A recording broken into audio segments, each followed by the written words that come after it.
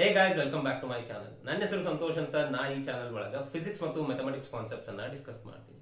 Guys, ಇವತ್ತಿನ ಈ video ಒಳಗೆ ನಾನು ಎಲೆಕ್ಟ್ರೋಸ್ಟಾಟಿಕ್ ಪೊಟೆನ್ಷಿಯಲ್ ಮತ್ತು ಕೆಪಾಸಿಟನ್ಸ್ ಚಾಪ್ಟರ್ ಇಂದ ಲಾಸ್ಟ್ 10 ಇಯರ್ಸ್ ನೀಟ್ ಒಳಗೆ ಬಂದಿರತಕ್ಕಂಥ ಕ್ವಶನ್ಸ್ ಪಾರ್ಟ್ 1 ಏನಿಲ್ಲ ಅವಕ್ಕೆ ಸೊಲ್ಯೂಷನ್ಸ್ ಅನ್ನ ಇಲ್ಲಿ ಡಿಸ್ಕಸ್ ಮಾಡ್ತೀನಿ.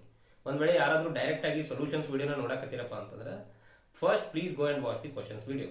ಯಾಕಂದ್ರೆ ನಾನಲ್ಲಿ ಪ್ರತಿಯೊಂದು ಕ್ವಶನ್ಗೂ ಡೀಟೇಲ್ ಎಕ್ಸ್ಪ್ಲನೇಷನ್ ಮತ್ತೆ ಹಿಂಟ್ಸ್ ಅನ್ನ ಕೊಟ್ಟಿನಿ. ಅವೆರಡನ್ನು ಯೂಸ್ ಮಾಡ್ಕೊಂಡು ಕ್ವಶನ್ಸ್ ಅನ್ನ ನೀವಾಗ್ಲೇ ಆನ್ ಯುವರ್ ಓನ್ ಸಾಲ್ವ್ ಮಾಡಬಹುದು. ಅದಾದ್ಮೇಲೆ ಬಂದು ಇಲ್ಲಿ ನಿಮ್ಮ ಆನ್ಸರ್ಸ್ ಅನ್ನ ಚೆಕ್ ಮಾಡ್ಕೊಳ್ಳಿ. ಆ ವಿಡಿಯೋಗ ಲಿಂಕ್ ಅನ್ನ ನಾನು ಕೆಳಗಡೆ ಡಿಸ್ಕ್ರಿಪ್ಷನ್ ಕೊಟ್ಟಿರ್ತೀನಿ, ನೀವು ಹೋಗಿ ಮೊದಲು ಅದನ್ನ ನೋಡ್ಕೊಂಡ್ ಬರ್ರಿ. ಇನ್ನು ಯಾರ್ಯಾರು ಆ ವಿಡಿಯೋನ ನೋಡ್ಕೊಂಡ್ ಬಂದಿರಿ, please go ahead with the video and check your answer. And at the end of the video ನಿಮ್ಮ ಆನ್ಸರ್ಸ್ ಎಷ್ಟು ಕರೆಕ್ಟ್ ಆದವು, ಎಷ್ಟು ತಪ್ಪಾದವು ಮತ್ತು ಏನೇನು ಡಿಫಿಕಲ್ಟೀಸ್ ಅನ್ನ ಫೇಸ್ ಮಾಡಿದ್ರಿ ಅನ್ನೋದನ್ನ ನಮಗೆ ಕಮೆಂಟ್ ಸೆಕ್ಷನ್ ಒಳಗೆ ಕಮೆಂಟ್ ಮಾಡಿ ತಿಳಿಸ್ರಿ. So guys, without wasting much of our time, let's get start.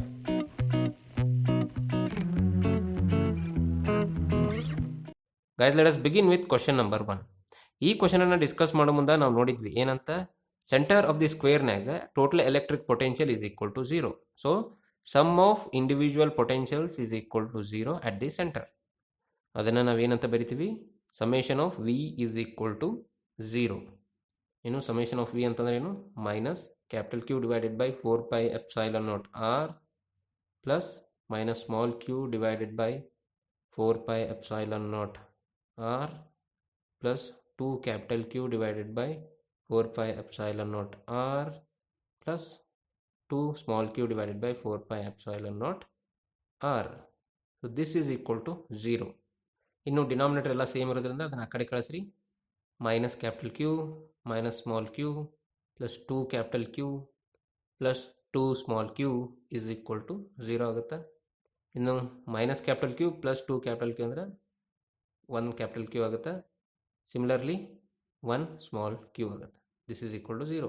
So capital Q is equal to minus small q. This is the answer for this question. Guys, next question number 2. Guys, ಇಲ್ಲಿ question ಒಳಗ ಒಂದು charged parallel plate capacitor ಒಳಗ ಎಷ್ಟು energy store ಆಗಿರ್ತೈತಿ ಅನ್ನೋದನ್ನ ನಾವಿಲ್ಲಿ ಹೇಳಬೇಕು. Energy stored in ಕೆಪಾಸಿಟರ್ಗೆ ಎಕ್ಸ್ಪ್ರೆಷನ್ ಏನೈತಿ, energy stored U is equal to half into C V square. ಇಲ್ಲಿ C in the case of parallel plate capacitor ಏನೈತಿ, epsilon naught A divided by D ಐತಿ. ಇನ್ನು ವಿ ಅನ್ನು ಇ ಇಂಟು ಡಿ ಅಂತ ಹೇಳಿ ಬರಿಬಹುದು. ನಾವು substituting these two in the first equation, U is equal to half C ಜಗದಾಗ epsilon naught A divided by D ತುಂಬೋನು. ಇನ್ನು ವಿ ಜಗದಾಗ ಇ ಇಂಟು ಡಿ ಸಬ್ಸ್ಟಿಟ್ಯೂಟ್ ಮಾಡ್ಕೊಳ್ಳೋಣ. ಸಿಂಪ್ಲಿಫೈ ಮಾಡಿದರೆ U is equal to half into epsilon naught A divided by D E square into D square. ಒಂದು D cancel ಆಯಿತು. So expression ಏನು ಬಂತು, half epsilon naught A D into E square. So answer to this question is option number 3. Guys, next question number 3. ಈ question ಒಳಗೆ ನಾವು ಒಂದು external electric field ಒಳಗೆ ಇರ್ತಕ್ಕಂಥ ಡೈಪೋಲಿನ ಮೇಲೆ ಎಷ್ಟು ಟಾರ್ಕ್ ಆಕ್ಟ್ ಆಗುತ್ತೆ ಮತ್ತು ಅದರ ಪೊಟೆನ್ಷಿಯಲ್ ಎನರ್ಜಿ ಏನು ಅನ್ನೋದಕ್ಕೆ ಎಕ್ಸ್ಪ್ರೆಷನ್ಸ್ ಅನ್ನು ನಾವಿಲ್ಲಿ ಫೈಂಡ್ ಔಟ್ ಮಾಡಬೇಕು. ಇನ್ನು ಟಾರ್ಕ್ ಬಗ್ಗೆ ನಾನು ಆಗಲೇ ಹೇಳಿದ್ದೆ, ಏನು torque on the dipole is equal to P E sine theta. Next potential ಎನರ್ಜಿಯನ್ನು ಯಾವ ರೀತಿ ಫೈಂಡ್ ಔಟ್ ಮಾಡಬೇಕಂತಲೂ ಹೇಳಿದ್ನಿ. Potential energy U is equal to integration of tau D theta from 90 degree to theta. ಇಲ್ಲಿ basically tau value P E sine theta ಅಂತ ತಗೊಂಡು integrate ಮಾಡಿ ಲಿಮಿಟ್ಸನ್ನು ಸಬ್ಸ್ಟಿಟ್ಯೂಟ್ ಮಾಡಿದರೆ ನಮಗೆ ಪೊಟೆನ್ಷಿಯಲ್ ಎನರ್ಜಿಗೆ ಎಕ್ಸ್ಪ್ರೆಷನ್ ಸಿಗುತ್ತೆ. So U is equal to integration 90 to theta is equal to tau place ಒಳಗೆ P E sine theta D theta. ಇಲ್ಲಿ ಪಿ ಇ ಹೊರಗಡೆ ತೆಗಿರಿ, ಯಾಕಂದ್ರೆ ಕಾನ್ಸ್ಟೆಂಟ್ ಅದಾವು. Integration of sine theta from 90 degree to theta. So P E integration of sine theta ಅಂದರೆ minus cos theta, limits 90 degree to theta ಮಾಡಬೇಕು. ಇಲ್ಲಿ P E minus ಹೊರಗೆ ತೆಗೆದ್ರೆ ಮೈನಸ್ ಪಿ ಇ ಬ್ರಾಕೆಟ್ ಒಳಗೆ cos theta upper limit, cos 90 degree lower limit. ಇನ್ನು minus P E cos theta ಆಯ್ತದು. ಇಲ್ಲಿ ಒಳಗಡೆ ಕಾಸ್ 90 ಅಂದರೆ 0. ಸೊ ಫೈನಲ್ ಆನ್ಸರ್ ಏನು ಬಂತು, minus P E cos theta. Potential energy of the dipole for angle theta is equal to minus P E cos theta. So answer to this question is option number 1. Next question number 4. Guys, ಈ ಕ್ವಶನನ್ನು discuss ಮಾಡೋ ಮುಂದೆ ನಾವು ನೋಡಿದ್ವಿ ಏನಂತ ಹೇಳಿ, ಅಂದರೆ after connecting the wire ಎರಡೂ ಸ್ಪಿಯರ್ಸಿನ ಪೊಟೆನ್ಷಿಯಲ್ ಸೇಮ್ ಆಗುತ್ತಾ ಮತ್ತು ಎರಡೂ ಸ್ಪಿಯರ್ಸಿನ ಮೇಲಿರ್ತಕ್ಕಂಥ ಚಾರ್ಜಸ್ ಯಾವ ರೇಷೋ ಒಳಗಿರ್ತಾವೆ ಅಂತ ಹೇಳಿ. ಏನಾಯ್ತದ ರೇಷೋ, Q1 ಇಷ್ಟು Q2 is equal to R1 ಇಷ್ಟು R2. ಇಲ್ಲಿ R1 ಇಷ್ಟು R2 ಅಂದ್ರೆ 1:3 ಆಗುತ್ತೆ. ಸೊ ಬೇಸಿಕಲಿ Q1 ಇಷ್ಟು Q2 ಇಸ್ ಈಕ್ವಲ್ ಟು 1:3. ಅಂದರೆ ಟೋಟಲ್ ಚಾರ್ಜ್ ಏನಿತ್ತು ಮೊದಲಿಲ್ಲಿ ಅದು 1:3 ರೇಷಿಯೋ ಒಳಗೆ ಡಿವೈಡ್ ಆಗುತ್ತೆ. ಟೋಟಲ್ ಚಾರ್ಜ್ ಎಷ್ಟಿತ್ತು, ನಾವು ಎರಡು ಸ್ಪೇರ್ಸ್ ಮೇಲಿದ್ದಂಥ ಚಾರ್ಜಸ್ಸನ್ನು ಆ್ಯಡ್ ಮಾಡಬೇಕಿಲ್ಲಿ. Total charge Q is equal to ಒಂದು ಸ್ಪೇರ್ ಮೇಲೆ ಎಷ್ಟಿತ್ತು, -1 × 10⁻² ಕೂಲಂಬ್ ಇತ್ತು. ಇನ್ನೊಂದು ಸ್ಪೇರ್ ಮೇಲೆ 5 × 10⁻² ಕೂಲಂಬ್ ಇತ್ತು. ಎರಡನ್ನೂ ಆ್ಯಡ್ ಮಾಡಿದರೆ ಎಷ್ಟು ಬರ್ತೈತಿ, 4 × 10⁻² coulomb. Before connecting the wire ಇಷ್ಟಿತ್ತು. ಆಫ್ಟರ್ ಕನೆಕ್ಟಿಂಗ್ ದ ವೈರ್ನ ಚಾರ್ಜ್ ಸೇಮ್ ಇರ್ತೈತಿ, ಆದರೆ ರೀಡಿಸ್ಟ್ರಿಬ್ಯೂಟ್ ಆಗಿರ್ತೈತಿ. So after connecting the wire ಇದು 1:3 ರೇಷಿಯೋ ಒಳಗೆ ಅಲ್ಲಿ ಏನಪ್ಪ ಡಿಸ್ಟ್ರಿಬ್ಯೂಟ್ ಆಗಿರ್ತೈತಿ. Q1 ಇಷ್ಟು Q2 ಏನಾಗುತ್ತೆ ಅವಾಗ, ಆಸ್ ಐ ಸೆಡ್ R1 ಇಷ್ಟು R2 which is basically Q1 ಇಷ್ಟು Q2 is equal to 1:3. So 1:3 ಒಳಗೆ ನೀವು 4 × 10⁻² ಕೂಲಮನ್ನು ಡಿವೈಡ್ ಮಾಡಿದರೆ Q1 ಈಕ್ವಲ್ ಟು ಎಷ್ಟು ಬರ್ತೈತಿ, 1 × 10⁻² ಕೂಲಮ್ ಬರ್ತೈತಿ. Q2 ಏನು ಬರ್ತೈತಿ, 3 × 10⁻² coulomb. So charge on bigger sphere is equal to 3 × 10⁻² coulomb. Answer to this question is option number 2. Guys, next question number 5. Guys, ಈ question ಅನ್ನು ಡಿಸ್ಕಸ್ ಮಾಡೋ ಮುಂದೆ ನಾನು ಹೇಳಿದ್ನಿ ಏನಂತ ಹೇಳಿ, energy required to rotate dipole by 90 degree is equal to difference in the potential energy of the dipole. So basically ಏನಿಲ್ಲಿ energy required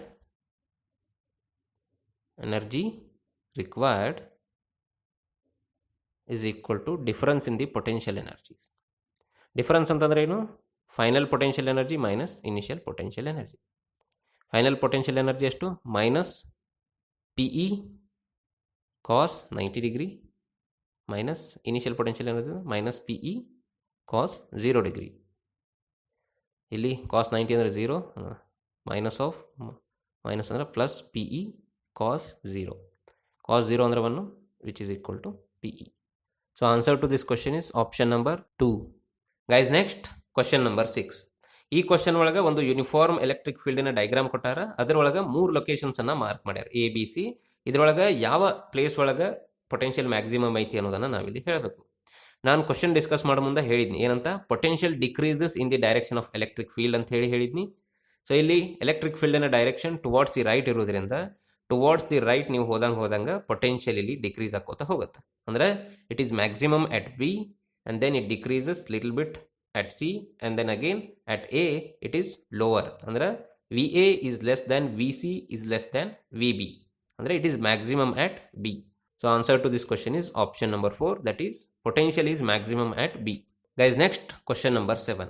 Guys, ಈ ಕ್ವಶನ್ ಅನ್ನು ಡಿಸ್ಕಸ್ ಮಾಡೋ ಮುಂದೆ ನಾನು ಹೇಳಿದ್ನಿ ಏನಂತ, for conductor in a static situation the electric field inside the conductor is always 0 ಅಂತ ಹೇಳಿ. ಸೊ ಅದರ ಸಲುವಾಗಿ electric field at the centre of the charge spherical conductor is 0. Next ಇಲ್ಲಿ ಪೊಟೆನ್ಷಿಯಲ್ ಬಗ್ಗೆ ನಾವು ಮಾತಾಡೋದಾದ್ರೆ, ಪೊಟೆನ್ಷಿಯಲ್ ಇಲ್ಲಿ ಕಾನ್ಸ್ಟೆಂಟ್ ಇರ್ತೈತಿ throughout the conductor and it is equal to the potential on the surface ಅಂತ ಹೇಳಿದ್ನಿ. ಇದಕ್ಕೆ ರೀಸನ್ ಏನಪ್ಪ ಅಂತಂದ್ರೆ, ಇಮ್ಯಾಜಿನ್ ಮಾಡ್ಕೊರಿ ಒಂದು ವೇಳೆ ಪೊಟೆನ್ಷಿಯಲ್ ಇಲ್ಲಿ ಈಕ್ವಲ್ ಇರಲಿಲ್ಲಪ್ಪ ಅಂತಂದ್ರೆ, ಅಂದರೆ ಪೊಟೆನ್ಷಿಯಲ್ ಆನ್ ದಿ ಸರ್ಫೇಸ್ ಮತ್ತು ಪೊಟೆನ್ಷಿಯಲ್ ಇನ್ಸೈಡ್ ದಿ ಸರ್ಫೇಸ್ ಬೇರೆ ಬೇರೆ ಇತ್ತಂದ್ರೆ ಚಾರ್ಜ್ ಅಲ್ಲಿ ಫ್ಲೋ ಆಗಬೇಕಾಗಿತ್ತು ಬಿಕಾಸ್ ಆಫ್ ಪೊಟೆನ್ಷಿಯಲ್ ಡಿಫರೆನ್ಸ್. ಇಲ್ಲಿ ಸ್ಟ್ಯಾಟಿಕ್ ಸಿಚುವೇಶನ್ ಅಂತಂದ್ರೆ ಏನು, ಚಾರ್ಜ್ ಫ್ಲೋ ಆಗಕತ್ತಿಲ್ಲ ಅಂತಂದಮೇಲೆ ಇದರ ಅರ್ಥ ಏನು, ಪೊಟೆನ್ಷಿಯಲ್ ಇಲ್ಲಿ ಸೇಮ್ ಐತೆ ಅಂತ ಹೇಳಿ ಅರ್ಥ, and potential equal to potential on the surface ಐತೆ ಅಂತ ಹೇಳಿ ಅರ್ಥ. ಇನ್ನು ಪೊಟೆನ್ಷಿಯಲ್ ಆನ್ ದಿ ಸರ್ಫೇಸಿಗೆ ಫಾರ್ಮುಲಾ ಏನೈತಿ, V is equal to Q divided by 4πε0r. ಇಲ್ಲಿ R ಅಂತಂದ್ರೆ radius of the sphere. So ಇಲ್ಲಿ potential throughout the conductor ಏನಾಗುತ್ತೆ, Q divided by 4πε0r ಆಗುತ್ತೆ. So potential at the centre is also same. So answer to this question is option number 2, that is potential is Q divided by 4πε0r and electric field is 0 at the center. Guys, next question number 8. Guys, ಈ question ಅನ್ನು discuss ಮಾಡೋ ಮುಂದೆ ನಾವು ನೋಡಿದ್ವಿ ಏನಂತ, ಮೊದಲು ನಾವಿಲ್ಲಿ electric ಪೊಟೆನ್ಷಿಯಲ್ದಿಂದ electric ಫೀಲ್ಡನ್ನು find out ಮಾಡ್ಕೋಬೇಕು. ನೆಕ್ಸ್ಟ್ ಆ ಎಲೆಕ್ಟ್ರಿಕ್ ಫೀಲ್ಡಿನ ಮ್ಯಾಗ್ನಿಟ್ಯೂಡ್ ಅಟ್ 1,1,1 ಎಷ್ಟೈತಿ ಅನ್ನೋದನ್ನು ಫೈಂಡ್ ಔಟ್ ಮಾಡಿ ಅದನ್ನು ನಾವು ಚಾರ್ಜಿಗೆ ಮಲ್ಟಿಪ್ಲೈ ಮಾಡಿದ್ರೆ ನಮಗೆ force experience by the charge ಇಲ್ಲಿ ಸಿಗುತ್ತೆ. ಸೊ ಇಲ್ಲಿ required electric field E is equal to EX I cap plus EY J cap plus EZ K cap ಐತೆ ಅಂತ ಹೇಳಿ ಅನ್ಕೊಳ್ಳೋಣ. ಇನ್ನು ನಾನು ಕ್ವಶನ್ ಒಳಗೆ ಹೇಳಿದಂಗೆ electric field is defined as the negative gradient of potential. Mathematically ಹೆಂಗೆ ಬರಿತೀರಿ, minus of do V by Dow X I cap plus do V by do Y J cap plus do V by do Z K cap. So ಇದನ್ನು compare ಮಾಡಿದರೆ ಮ್ಯಾಲಿನ್ಕ E X is equal to minus do V by Dow X ಬರುತ್ತೆ. E Y is equal to minus do V by do Y ಬರುತ್ತೆ. E Z is equal to minus do V by do Z ಬರುತ್ತೆ. So first ನಾವಿಲ್ಲಿ E X E Y E Z ವ್ಯಾಲ್ಯೂನ find out ಮಾಡ್ಕೊಳ್ಳೋಣ. ಅದಾದಮೇಲೆ ಈ ವ್ಯಾಲ್ಯೂವನ್ನು find out ಮಾಡೋಣ. Guys, E X ಅನ್ನು ಫೈಂಡ್ ಔಟ್ ಮಾಡಲಿಕ್ಕೆ ನಾವು we need to differentiate V with respect to X, treating Y and Z as constants. So ಈಗ E X is equal to ಏನಾಗುತ್ತೆ, E X is equal to minus do V by Dow X. So ಇಲ್ಲಿ first term ಒಳಗೆ ಅಷ್ಟೇ X ಇರೋದ್ರಿಂದ ಏನಾಗುತ್ತೆ, differentiation minus of 6y ಆಗುತ್ತೆ, ಉಳಿದಿದ್ದೆಲ್ಲ 0 ಬರುತ್ತೆ. So minus 6y. ಇನ್ನು E Y is equal to do V by do Y ಬರುತ್ತೆ.